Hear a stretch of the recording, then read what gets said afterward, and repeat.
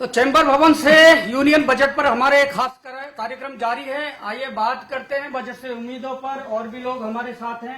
आप बताइए सर, आप किस सेक्टर को रिप्रेजेंट करते हैं और क्या उम्मीदें हैं इस बजट से? श्रम विशेषज्ञ हूं और इसके बारे में मैं कहना चाहूंगा कि केंद्र सरकार द्वारा 2019 में 29 लेबर लॉ को कंप्राइज करके 4 कोडों में उसको परिवर्तन किया था।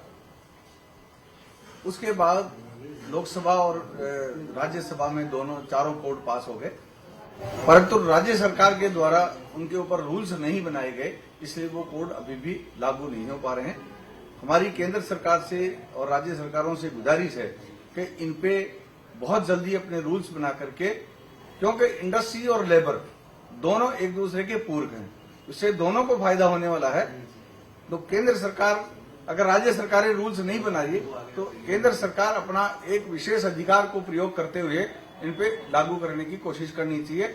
और राज्य सरकारों को चाहिए अपने श्रमिक हितों में, जो राज्य के श्रमिक है उनके हितों में रूल्स को बना करके अतिशीघ्र लागू करने की कोशिश की जाएगी। जहां तक सेस का सवाल आ रहा है कि राज्य सरकार द्वारा थाउजेंड्स के रूप में नोटिस जारी कर रहे हैं, वो बिना किसी तथ्य के जानकारी के हर आदमी को नोटिस भेज रही है और वहां लेबर डिपार्टमेंट में आकर के वो चक्कर लगाता है। इससे चाहिए कि राज्य सरकार को नोटिस इशू करने से पहले उस नोटिस देने वाले के बारे में वास्तविकता जान करके नोटिस जारी करने चाहिए, ताकि लोग अनावश्यक रूप से परेशान नहीं हो। जहां तक ब्याज और डैमेजेज का सवाल है, वो असेसमेंट के बाद लागू होने चाहिए, लेकिन राज्य सरकार असेसमेंट के साथ साथ ही जिस डेट से आपका ड्यू हुआ है उस डेट से इंटरेस्ट लागू कर देती है, जो इससे लाखों लोगों को परेशानी होती है। श्रम कानूनों पर राज्य और केंद्र सरकारों को मिलकर काम करना चाहिए। आप बताइए गुप्ता जी, आप हार्डवेयर इंडस्ट्री से जुड़े हुए हैं और बहुत बड़ा ये सेक्टर है, बहुत सारे लोगों को रोजगार देता है। इसको आगे बढ़ाने के लिए क्या होना चाहिए बजट में? देखिए, बहुत सारी चीज चाइना से इम्पोर्ट हो रही है हमारी, हम चाहते हैं उसको यहाँ बनाना भी चाहते हैं। उसको एक टेक्निकल लेबर नहीं मिलती, उसके लिए भी सरकार को एक डेवलप ऐसे कॉलेज और स्कूलों में या ITI में वो आइटम सिखाने के लिए बच्चों को तैयार करना चाहिए। हम भी बहुत दिन से कहते हैं और हम तो खुद करते ही अपनी फैक्ट्री में तैयारी, लेकिन वहाँ से ट्रेन होकर आते हैं तो हमारा खर्चा कम हो जाता है। दूसरा, इंडस्ट्री कोई नया लगाना चाहता है, इतनी महंगी रेटें इंडस्ट्री एरिया की हैं, उसमें वो सारी पूंजी उसको खरीदने में लग जाती है या लोन लेके लगाती है। तो सरकार को जो नए इंडस्ट्री एरिया बना रही है उसमें इस तरह से क्लस्टर बनाए कि उनको जगह रेंट पर दे, ना कि उन्हें परचेज करनी पड़े। क्योंकि नए बच्चे जब आते हैं तो जरूरी नहीं है कि 100 आए और 100 में से 10-20 ही फेल भी हो जाते हैं और वो पूरी पूंजी उनकी वहां लग गई, फिर वो जमीन पड़ी है, काम नहीं आ रही है। इसलिए सरकार छोटे छोटे शेड बना के भी किराए पर देगी, तो जो नए बच्चे हैं काम करना चाहते हैं, आप लोन तो 10 लाख दे रहे हैं, लेकिन उसको भी लोन की सीमा भी 25 लाख करनी चाहिए। क्योंकि आपने तो ऐसा कर दिया कि पैसा नहीं होगा तो काम कैसे करें। इसलिए सरकार को इन दोनों बातों पर ध्यान देना और GST, पेट्रोल डीजल को GST में अवश्य लाना चाहिए, इससे इंडस्ट्री को बहुत फायदा होगा। पेट्रोल और डीजल को GST के दायरे में लाना चाहिए। देश भर में ये मांग उठती रहती है, लेकिन इसमें राज्य सरकार विरोध करती है क्योंकि उनके पास सबसे ज्यादा राजस्व का ये स्रोत है, इसलिए ये लागू नहीं हो पाता। अरुण अग्रवाल जी हैं जो सरकार के पास हमेशा प्रतिवेदन लेकर जाते हैं बजट के लिए। क्या प्रतिवेदन दिया है इस बार आपने? देखिए, सर्वप्रथम तो मैं A1 TV का धन्यवाद देना चाहूंगा कि A1 TV हमेशा हमारी व्यापारियों की ज्वलंत जो मांग होती है उसको प्रायोरिटी पर लेकर और सरकार के समक्ष, अधिकारियों के समक्ष उतारते हैं, चाहे वो केंद्र सरकार के मैटर हो चाहे राज्य सरकार के मैटर हो। तो मैं केंद्र सरकार का जो बजट आ रहा है अभी, तो उसमें GST को लागू हुए 5 साल से ज्यादा, 5.5 साल से ज्यादा हो गए करीब, और आज तक ट्रिब्यूनल नहीं बन पाया GST में। कारण छोटे मोटे ये लिटिगेशन रोज हो रहे हैं, मिसमैच के, HNS कोर्ट के और रिफंड के, और लोग लोअर कोर्ट, हाई कोर्ट और सुप्रीम कोर्ट तक जा रहे हैं। यदि ये ट्रिब्यूनल जैसे पहले था, ये ट्रिब्यूनल बैठ हमारे राजस्थान सरकार में था और उसके पहले सेल्टेक्स था, तो एक ट्रिब्यूनल था, अपील अथॉरिटी था, वहीं करके वहीं सॉल्व हो जाती थी, लेकिन आज तक GST ट्रिब्यूनल नहीं हुआ। मैं आपके चैनल के मार्फत ये मांग करूंगा कि GST ट्रिब्यूनल का अविलंब घोषणा की जाए इस बजट में। दूसरी बात, जो आज इन्होंने डिफ्रेंशिएट कर रखा है एग्जामिशन का, पहले तो क्या था 1.5 करोड़ की छूट थी, 1.5 करोड़ तक एक्साइज था डिपार्टमेंट, उसमें छूट थी। आज इन्होंने 20 लाख की छूट तो सर्विस सेक्टर में दे रखी है, 40 लाख की छूट इन्होंने ट्रेडर्स एंड मैन्युफैक्चरर को दी। ये डिफरेंशिएट जो कर रखे हैं, हम 3 साल पिछले कोरोना काल में गुजरे हैं, हमने देखे हैं हॉस्पिटलिटी इंडस्ट्री, सर्विस इंडस्ट्री बहुत ज्यादा आगे बढ़ी है। ऐसे में ये डिफरेंस खत्म करके, बल्कि दोनों को 20-40 का खत्म करके मिनिमम 50 लाख का एग्जम्पशन आज की मांग है, क्योंकि देश एक तरफ 5 ट्रिलियन इकोनॉमी की तरफ बढ़ रहा है। हमें माननीय वित्त मंत्री जी केंद्र सरकार से बहुत आशा है। इनकम टैक्स की बात हुई, जीएसटी की जो मूल भावना थी 1 नेशन 1 टैक्स, वो आज तक नहीं हुई। जैसे अभी पूर्व वक्ता ने कहा, पेट्रोल डीजल के अलावा मैं चाहूंगा बिजली की जो दरें हैं इसको भी आप 1 नेशन 1 रेट में लाया जाए। कारण हमारे राजस्थान स्टेट जहां हम बात करते रहते हैं, वहां बिजली की काफी रेट है, 3-4 नंबर पर आता है हाईएस्ट रेटों में। ऐसे में हम राजस्थान वाले सफर करते हैं, हम कम्पिटिट नहीं कर पाते, क्योंकि पड़ोसी राज्य दिल्ली, हरियाणा और यूपी में रेटें काफी कम। तीसरी बात, एमएसएमई 32 से 40% तक जीएसटी देता है।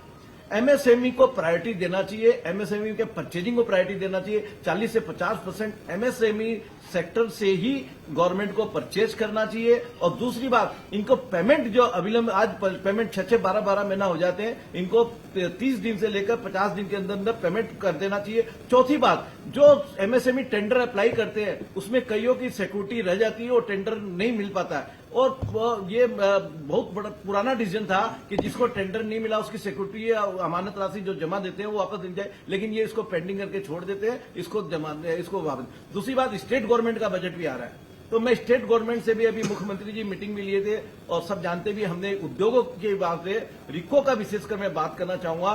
रिको में राजस्थान सरकार वेयर हाउस को इंडस्ट्री का दर्जा दे चुकी है, लेकिन रिको चूंकि इंडिपेंडेंट एंटिटी है राजस्थान सरकार की, उसने अभी तक इन्होंने ये पास नहीं किया। इसके कारण काफी लिटिगेशन आते हैं। नगर निगम वाले यूडी टैक्स का नोटिस देते हैं, हायर एनओसी का नोटिस देते हैं, जबकि सुप्रीम कोर्ट माननीय उच्चतम न्यायालय का ये क्लियर कट आदेश है, एक सेक्टर से एक ही एजेंसी गवर्नमेंट की कोई भी टैक्स, फाइन, वसूली जो भी करना करे, हम रिको को इकोनॉमिक देते हैं, सर्विस चार्ज हम रिको को देते हैं। रिको सड़क, पानी, बिजली सब मेंटेन रिको अपने क्षेत्र में करता है। ऐसे में नगर निगम का अधिकार नहीं है। और वेयर हाउस के साथ साथ लॉजिस्टिक का भी आजकल एमएसएमई उद्यम में रजिस्ट्रेशन होता है इंडस्ट्री के साथ साथ, क्योंकि ट्रेडर्स को भी और सर्विस सेक्टर को भी इंडस्ट्री मान लिया गया। ऐसे में लॉजिस्टिक को भी, वेयर हाउस को, इन सबको इंडस्ट्री के दायरे में लाया जाए तो निश्चित रूप से ये राज्य का भी 1 नेशन 1 टैक्स जो जीएसटी की मूल धारणा थी, शायद हम अभी काफी दूर है उससे पहुंचना चाहिए। ज्ञान प्रकाश जी, फिक्की को यहाँ पर स्थापित करने में इनका बड़ा रोल है और कई सारे ऑर्गेनाइजेशन में एडवाइजर का रोल अदा करते हैं, अनुभवी है, उद्योगों को बड़े करीब से जानते हैं राजस्थान के। आप बताएंगे कि आज की परिस्थितियों में कैसा होना चाहिए देश का बजट? धन्यवाद। मैं ये कहना चाहूँगा कि अब की से जो एक्सपेक्टेशंस हैं बड़ी हाई हैं, और इस बार इलेक्शन ही नहीं गिरे थे तो वैसे भी एक्सपेक्टेशन की बदौलत मुझे लगता है कि इलेक्शन जन समुदाय के करीब होना चाहिए। इसमें मेरा अपना सोचना है कि there are lot of stream lining which is required, चाहे वो जीएसटी में हो, चाहे वो इनकम टैक्स में हो, चाहे वो अदरवाइज एक्सपोर्ट्स में हो। All these things are required to be stream line. Stream line का मतलब है चाहे वो 2 श्रेणी में लाएं, चाहे उसको करें, बट ज़्यादातर मुझे उम्मीद है कि वो करने की चेष्टा गवर्नमेंट करेगी। और इनकम टैक्स का जो प्रावधान है उसको थोड़ा बढ़ाने की बात करेगी, बिकॉज जनता इस समय जिस हिसाब से हमारा जो सेक्टर ग्रोथ में है और जिस हिसाब से जो बैंकिंग रेट ऑफ इंटरेस्ट जो बढ़ रहा है, उसको देखते हुए मुझे लगता है कि उसको भी स्ट्रीमलाइन करने की जरूरत है। और वो मुझे लगता है कि गवर्नमेंट सोच रही होगी, और अगर इलेक्शन में उनका ध्यान है तो इस तरफ जरूर देखना चाहिए।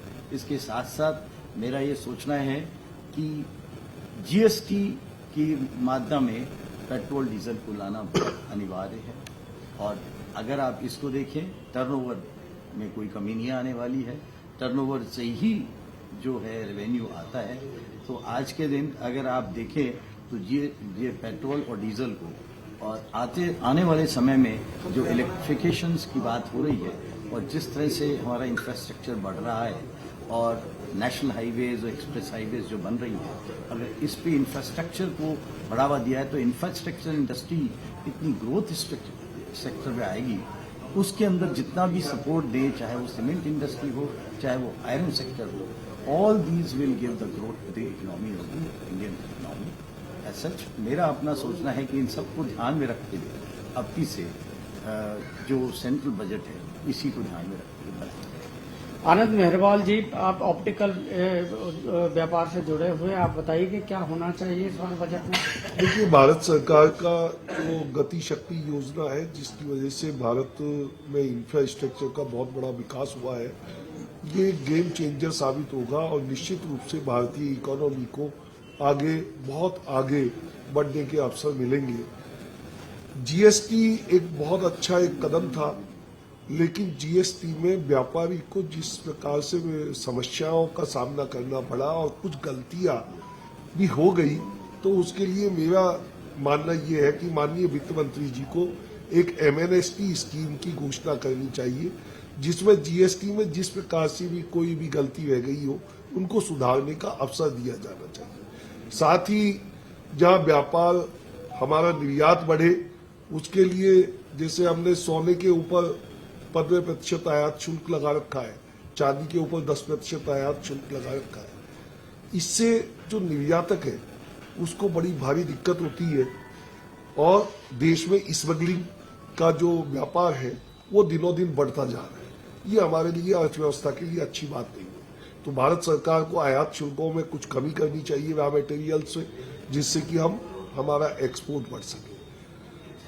एमएसएमई सेक्टर के ऊपर विशेष बल देने की आवश्यकता है, जिसमें उनको हैसल फ्री लोन की सुविधा हो सके, कैपिटल हो सके, उनके लिए इंफ्रास्ट्रक्चर हो सके, ये हम अपेक्षा करते हैं। और मेरा मानना है कि भारत सरकार जिस प्रकार से आकांक्षाओं अपेक्षाओं के ऊपर खरी उतर रही है, उसी प्रकार से उसी अनुरूप ये बजट होगा और निश्चित रूप से आयकर में भी लोगों को राहत मिलेगी जैसी अपेक्षा है। अब मैं संक्षेप में थोड़ा थोड़ा आप लोग से जानना चाहूंगा, त्रिनेत्र जी, क्या होना चाहिए इस बार बजट में।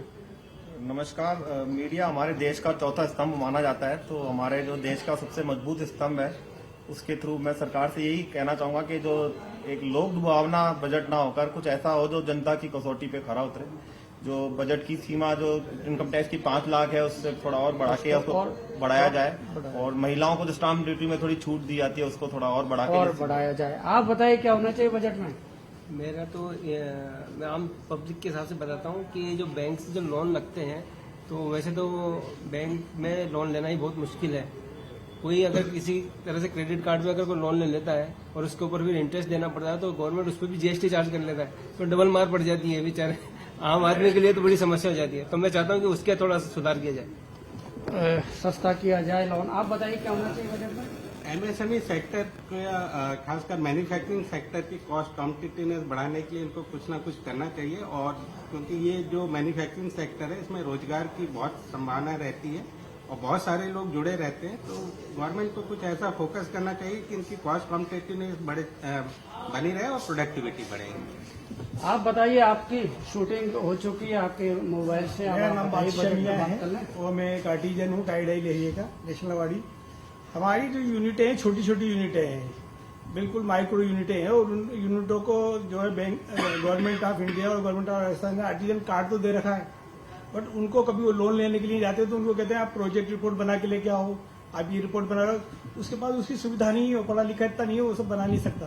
तो सरकार को चाहिए कि सुविधा क्लियर करो और बैंक के अंदर एक विकास अधिकारी हो जो उसकी प्रोजेक्ट परियोजना जो भी उसकी रिपोर्ट है उसको बनाने में उससे मदद करे, ताकि उनको लोन मिल सके बिना कोलैटरल सिक्योरिटी के, और उनका जो है धंधा चल सके। बैंक के लिए लोन फार्म भरते हैं 10 लाख रुपए का, फिर वहां पे आपसे आ जाता है 1 लाख पे, फिर सैंक्शन होता है 50,000 और मिलता है उसको 10,000, बोले इससे काम चलाएंगे। तो 10 लाख में कुछ होता नहीं, तो आप ये लुभावना नहीं हो गए। सीधा सीधा आर्टिजन को, अगर आर्टिजन से ही एक्सपोर्ट चल रहा है, अगर आर्टिजन सिंपल बनाते हैं, B2B होती है, नोएडा के अंदर एक्सपोर्ट में एक्सपो में शो होता है और ऑर्डर मिलता है, तो आर्टिजन को एक बहुत मिनिमम सुविधा के बजाय एक अच्छी सुविधा मिले, ताकि राजस्थान का आर्टिजन अच्छा डिजाइन और अच्छा प्रोडक्ट बना सके और हमारे इंटरनेशनल मार्केट को बीट कर सके। तो चैम्बर भवन के सभागार से यूनियन बजट पर ये था हमारा खास कार्यक्रम। इसमें अलग अलग सेक्टर के लोग जुड़े थे और सभी ने इस बजट से काफी उम्मीदें जताई। इस कार्यक्रम में अभी इतना ही। आप देखते रहिए A1 न्यूज।